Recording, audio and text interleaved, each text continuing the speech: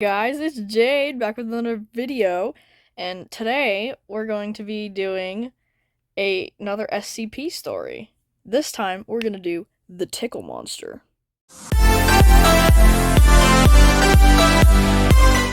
Guys, today's story is about SCP-999, and I believe that my friend Mitchell requested this.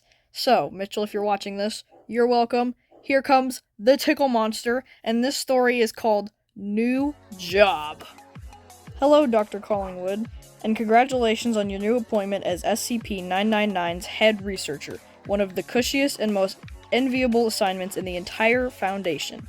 SCP-999 is one of the few anomalies in our custody who will never try to kill you, but only try to save your life if you're ever in danger.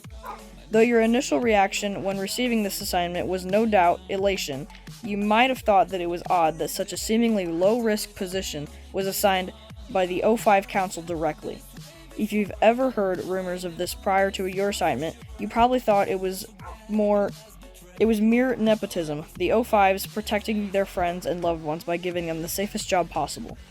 Unless you are so narcissistic to think that someone on the O5 Council must be your secret admirer, you've likely realized that this is not the case. To understand why this is our concern, you need to know about SCP-999's origins. You may have noticed that its files make no mention of where it was discovered. This is a deliberate omission. If you're not familiar with the mythology of the Scarlet King, I suggest you read up on him. There's plenty of unclassified information on him in the Foundation database. All that's relevant for now is that he, to the best of our knowledge, is the most powerful, malevolent entity in the multiverse. A good number of our SCPs are either abominations born by the rage of his own the rape of his own daughters, or are the creatures of mortals he empowered, either directly or indirectly. You've been with us since you were a research assistant, Dr. Collingwood. In that time, I assume you've heard many rumors about some of the horrific things we do here at the Foundation. I'm sorry about the rain. The rain is gone. Let us resume. You've heard many rumors about some of the horrific things we do here at the Foundation that you've personally witnessed, or that you've never personally witnessed. Perhaps rumors about an innocent young girl who was the victim of a satanic ritual, and what we were forced to do to her was to prevent an XK class end of the world scenario. Maybe you've even heard someone whisper the words 110 Montauk? Sorry if I pronounced that wrong. I regret to inform you that these rumors are true. Or at least they were. Oh, hold on. I'm so bad at reading. Why do I do this to myself? Thaumaturgical cult calling itself the Children of the Scarlet King enacted a ritual wherein 7 young girls became effigies for each of the Scarlet.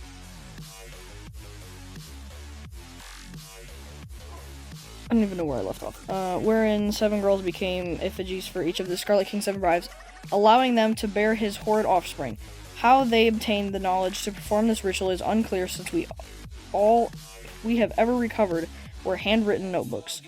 Superficial resemblance to some Sarkic practices, human sacrifice, body mutilation, forming a pact with a cosmic entity, that kind of stuff, has led to speculate that the children of the Scarlet King may have some ties to the modern Sarkic cults. Yes. It's an interesting idea, but no concrete evidence has ever been found to link the two. Investigation into the matter is ongoing. As for the ritual itself, each birth caused more destruction than the last. The writings of the cult's priest predicted nothing less than the apocalypse if the 7th bride gave birth, which could only be prevented if procedure 110 Montauk was performed, without fail each and every day. To our seemingly great fortune, the notebook contained detailed instructions on how 110 Montauk was to be carried out.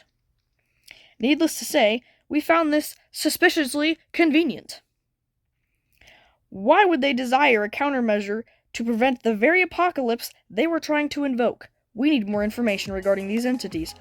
Fortunately, our archaeologists have unearthed numerous tablets, scrolls, and artifacts of the ancient Devas. They were a sadistic and warmongering people who were granted unholy power and knowledge by the Scarlet King as a reward for the death and suffering they caused. One of the Davite tablets in our possession, found covered in dust and blood, was a theogony for the Scarlet King and his brides. It is quite informative. The information we found most relevant to our situation was that the seventh bride was not like her sisters. She was never completely broken by her king's subjugation. Instead of monsters, she gave birth to great heroes in the hopes that they would destroy her sister's children and overthrow their father. Thus far, all have failed, but by a vote of 7 in favor, 6 against, admittedly more out of concern for the Procedure 110 Montauk's lack of viability as long-term containment strategy than out of empathy for the girl, the O5 Council decided to believe that the seventh bride still remained unbroken and that her child would be an asset to us. At the risk of causing an XK-class end-of-the-world scenario, SCP-231-7 was relieved from Procedure 110 Montauk following the deaths of SCP-231-1 through -6, and was allowed to give birth. SCP-999 was the result. Go ahead and read that again. Be sure you understand that in all its preposterous ridiculousness, the Tickle Monster is the child of the Scarlet King. We've been running a counterintelligence campaign ever since, which is why everyone and their mother still thinks we've got a pubescent these words are too big for my tiny brain girl strapped to the rape rack in a bunker somewhere. Let them think that. Far better for everyone that the children of the Scarlet King believe that they're playing us for fools than for them to know that there is still a threat to their king. The girl herself is fine, by the way. She was cured of the trauma from her ordeal by SCP-999, at which point it was decided she could be returned to her family so long as they were all given Class F amnesthetics, implanted with new identities, and relocated to a town at least 100 kilometers away from the children of the Scarlet King's nearest known activity. On the insistence of the ethics committee, the family was also given a 7-figure payout as compensation for our repeated misdeeds against their daughter, as were the families of the other SCP-231s. I suppose it was technically malpractice on our part. In case we have any moles for the children of the Scarlet King and the Foundation, as far as everyone else knows, 231-7's family were killed in front of her as part of the 110 Montauk. I'm sure you're skeptical. Are we insane?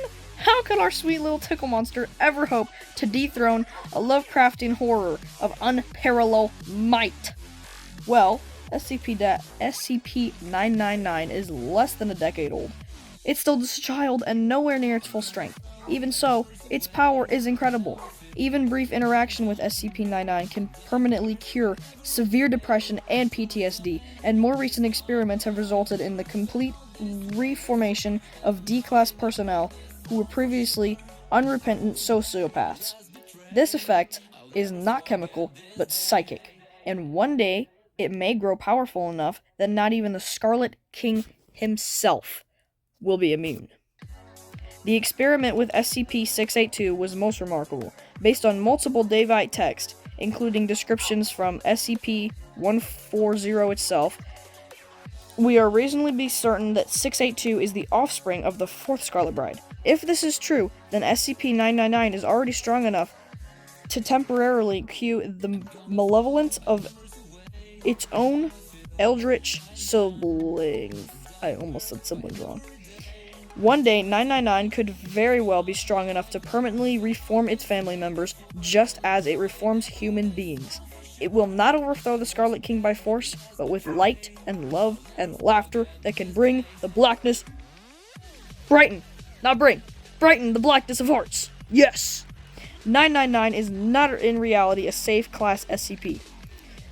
It is the best and really the only weapon we have against some of the most powerful, hostile enemies known to exist. By all means, Doctor, enjoy the relative safety of your new position, but do keep in mind that SCP-999 is not a mere pet that we fancy. It is one of our most valuable assets, and must be safeguarded at all costs. Its safety and well-being are paramount, and you are not at liberty to share this information with anybody without level 5/999 security clearance. As per protocol, unauthorized disclosure of level 5 classified information will result in your termination. This email will automatically delete as soon as you leave the terminal, so feel free to reread it as many times as necessary to remember all of the pertinent information. Take good care of our little tickle monster. The fate of the multiverse might depend on it. Your secret admirer, if anyone asks. So that one wasn't as scary as other SCP stories, but it's nice to have a story that's not necessarily scary. It's just reassuring. If you're into all the SCP stuff, well, look at that. You've got an SCP that can take down all the other ones and save the multiverse. I hope you guys enjoyed this video. I will see you in the next one. Take care.